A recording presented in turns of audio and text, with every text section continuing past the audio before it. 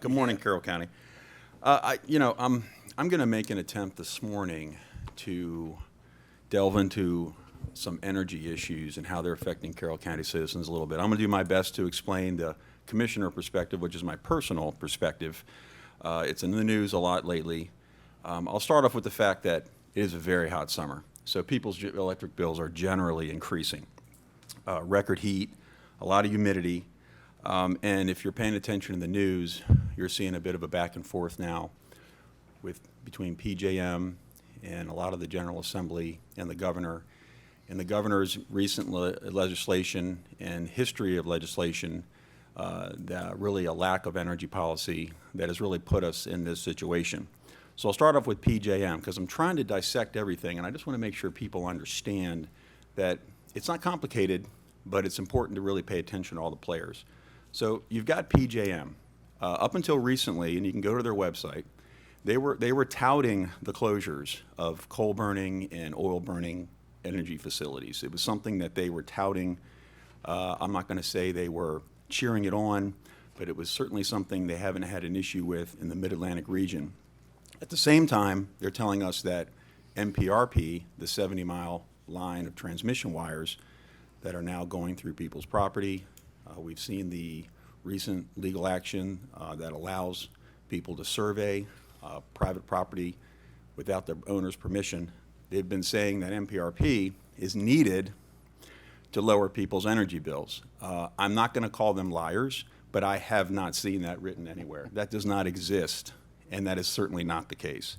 And now, I guess PJM is in a bit of a tiff with the governor, and they might be blaming each other for these rising costs.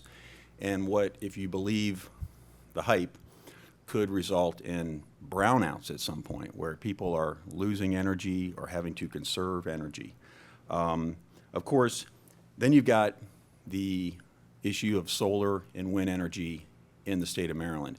And the issue of solar energy hits home here in Carroll County because, as people know, in 2023, this board unanimously voted to prohibit industrial solar projects on agricultural land.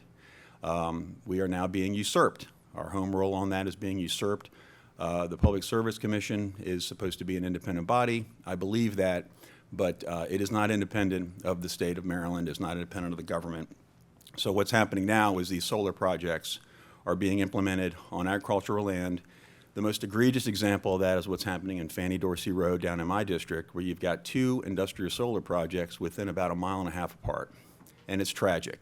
And it really not only is upsetting the residents there, but it's going to forever change the landscape. And in some cases, those solar panels are less than 200 feet from people's front doors, their property. So that's extremely unfortunate. But we all know that solar and wind and those alternative energy sources, they do not answer the mail on getting enough energy to people of Maryland. So people are seeing their bills rise because it's supply and demand. There's a lack of energy, demand's up, costs go up. And then, of course, the governor continues to tout the fact that his energy policies are lowering people's bills, and I'm not really sure what the reasoning there is.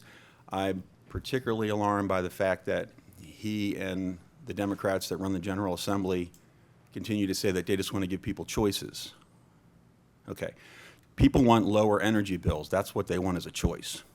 Whether it's solar or wind or coal or oil, people are really hurting in this state. It's not an affordable state to live in for most people. So people's energy bills are going up.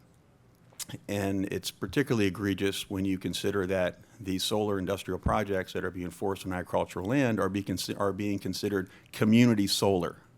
Community being one of the most overused terms in the English language today. They're not community solar. They're not helping the people that live across the street from them. They're hurting them. I have not been able to find any benefit to anybody in Carroll County yet from any of these proposed solar industrial projects. So again, from the commissioner's perspective, what does this tell me? That there is a real lack of energy policy in the state of Maryland. In fact, there isn't one. Public policy is supposed to be what works best for the community, what works best for the majority of Maryland citizens, what works for neighbors. Public policy is supposed to be there to solve problems. That is clearly not happening. I don't consider there to be real viable energy policy at all in the state of Maryland.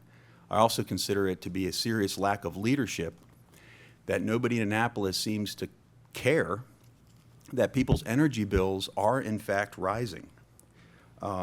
So it's important for people, I mentioned all the different players. People know where the Board of County Commissioners stand. If you don't, I mean, again, welcome to the meetings, but if you don't, you know where we stand, and particularly on the issue of MPRP and this issue of solar. But it's important to understand who all these players are. I don't think this issue is going to go away. Maybe it starts to die down when this record heat goes away, this humidity, which I hear is supposed to be later today. But it'll be back, and people's energy bills will rise again. But do your homework and make sure you understand that for our part, obviously this is out of our hands. We are doing our best to make Carroll County affordable in a state that is increasingly unaffordable. But it's important to know who all these players are. Ask the questions, delve into the news stories. Don't just read the headlines because it's a little complicated but not necessarily hard to understand. So I just want to spend a little bit of time on that this morning because I think this is going to be the issue in Maryland, amongst others, one of the main issues going forward. There is not enough electricity. We have closed too many productive plants.